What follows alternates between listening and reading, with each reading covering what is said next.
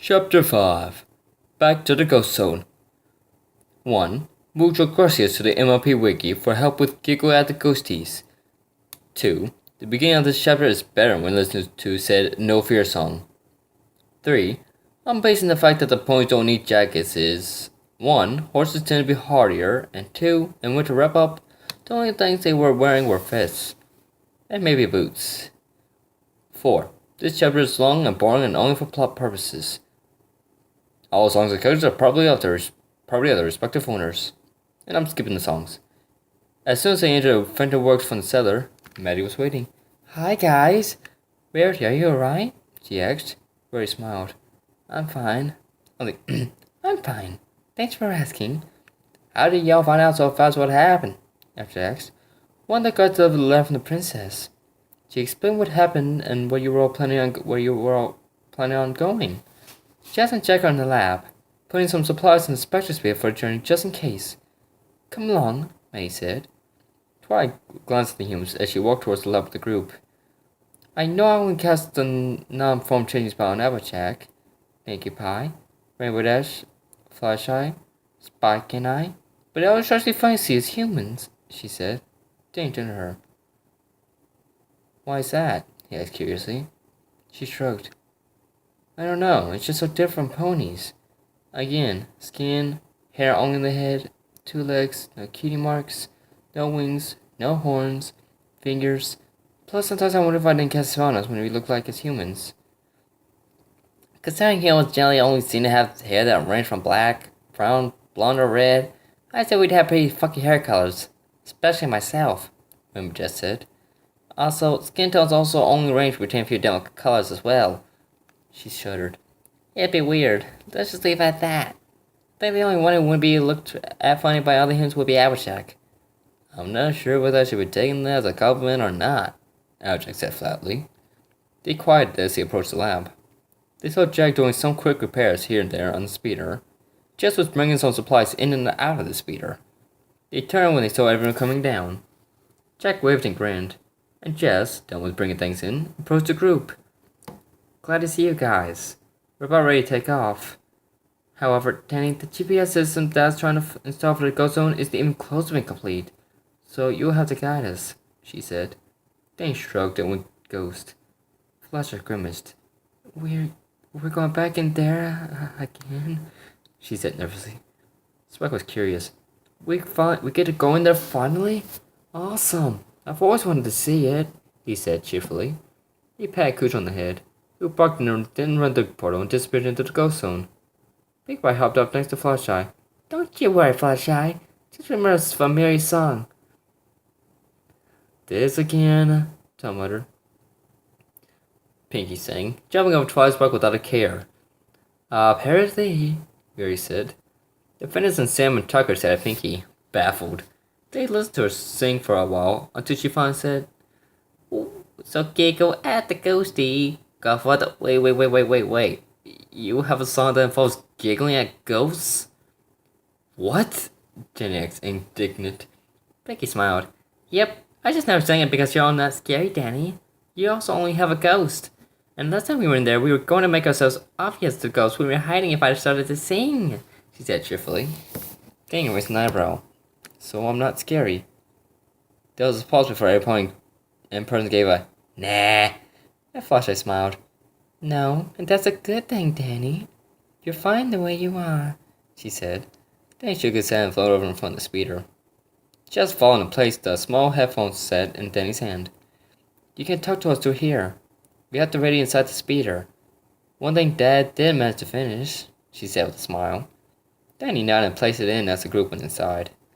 When the door closed and the speeder began to rumble to turn on, Jess's voice ran clear into it. Can you hear me? Loud and clear. Can Danny hear us too? Hi, Danny, Pinky said cheerfully, yelling in the microphone. Danny winced a frown. Yes, Pinky. Yay! Pinkie Pie, I think you're being too loud. Maybe you should take it down a notch. Twilight Sparkle's voice rang. Pinky paused before agreeing. Danny looked to his mom, who was at the driver's wheel, and nodded. He flew into the portal and the speeder followed. The ponies cried around the window to look outside. Who would think such a Fluttershy, who backed up against the wall in fear? I've been here before, but I never liked being here, she murmured. It's so fascinating still. There's so much I'd love to learn on it.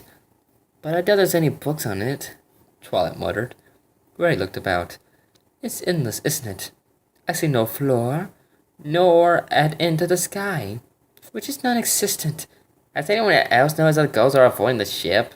Ramdash asked aloud. It was true. Every couple of seconds they spotted ghosts who would glance over the ship before fleeing. Once or twice one stopped and looked at Danny and appeared to be thinking about talking to him for a moment before deciding against it and fled. Danny frowned. I have no idea why they're doing that. Usually there's at least one that tries to come up and says, Dude, I'm gonna be the ghost, I'll find if it's a ghost boy. It's weird, really. It's really weird. Heck, you're not my expectations from the Beware! Ghost, box ghost, Danny finished. He paused as a familiar, short, poorly blue ghost flew up, waving his hands idiotically. I am the box ghost! Ramdash opened a window. We all know who you are. You're getting annoying. How do you try to rainbow dash? Reddy snapped, pulling the packets back and slamming the window shut. Danny rolled his eyes. He does this at least 5 times a day, I swear. What do you want this time, box ghost? Danny asked, crossing his arms. The box ghost waved his arms. I am the box ghost, and I am the only one brave enough to challenge you this time. Why is everyone so afraid of Peter and I? Danny asked. The box ghost paused. Well, they were paranoid you had points with you again. Everyone's begun to group all points in the same pool after that, isn't it? Hey, y'all can't group us in the same point of evil. Besides, it's only one point we're after right now. Jack snapped. The boss ghost looked at her curiously. Marcos began to approach, determining that there was no danger at the moment. And who is he or she? He asked. Twice Margot walked to the front of the speeder. It's a he. He was responsible for all that happened before. Gasps and murmurs came from the ghost. His name is Prince Blueblood. He's a white unicorn with a blood mane and tail. He's very haughty. On his rump should be a compass rose. We're trying to capture him, as he's a threat to all. He's the only one you need to fear. If anyone is to spot him, let us know. I highly advise great caution around him. He has good magic skills that sometimes fail, and I have greater magic skill. Some ghosts began to back off at that. She shook her head. No, don't be afraid. I am working to apprehend him. If any should find him here, keep an eye on him. The ghosts all nodded simultaneously. They flew off, ready to spread the word, except for the boss ghost, who floated silently for a moment. Danny raised a glowing green fist up. The ghost took that as a hint to go away. He shouted one last "Beware!" before fleeing. Flusher broke the silence and followed with a squeak. That was scary. At least it's over. Piggy grinned at her. Just remember to giggle at the ghosties, she said. Chick leaned back and wiped some sweat from his brow. I was prepared to start attacking. Good job defusing the situation, son. And Twilight, he said. Thanks, Dad. Let's go, Danny said. They traveled for a little longer before Danny finally led them to a tunnel of ice. Jazz told him to wait. Everyone slipped on jackets, except for the ponies, who said they'd be fine. They entered the tunnel and soon found flat ground to park on. Everyone powered out the speeder, but Fluttershy, the last one to come out, shrieked and ran back inside and hid under a bench. Then he turned to see Frostbite and a few other far frozen staring in confusion at the ponies before grinning broadly. Welcome, great one and friends.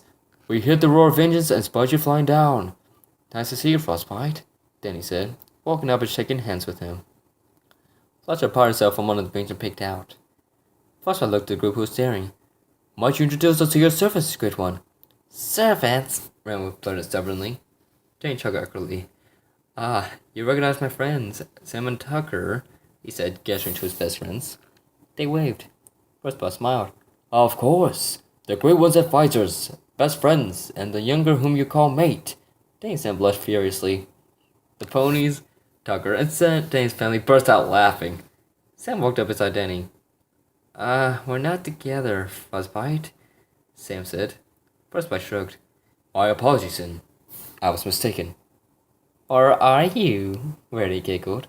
She giggled for the Danny and Sam glared at her momentarily. Anyhow, this is Twilight Sparkle, Rarity, Rainbow Dash, Fluttershy, Applejack, and Pinkie Pie. And that's Spike, he said. Spike groaned. Do you have any gemstones? I'm hungry, he complained. Twilight Sparkle frowned. Spike! I'm sorry for not to worry, Twilight Sparkle, Frostbite said cheerfully. Anything for the Great One's friends. We actually have a deposit of rubies we're trying to dig through. Rubies aren't exactly a prize gem that far frozen. They're more pestilence than profit.